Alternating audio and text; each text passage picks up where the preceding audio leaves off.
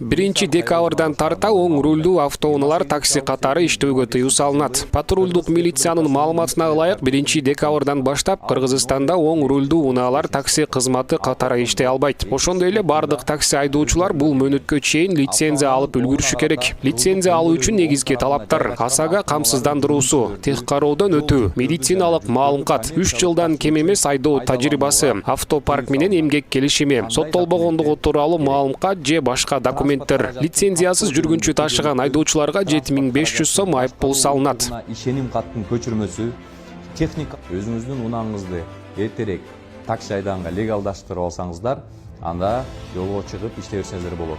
Бирок 1 декабрдан өтүп кетсе, анда Кыргыз Республикасы бузуу жөнүндө кодексинин 284-берененин 1 пункту негизинде сизге карата бузуу жөнүндө протокол жазылмакчы.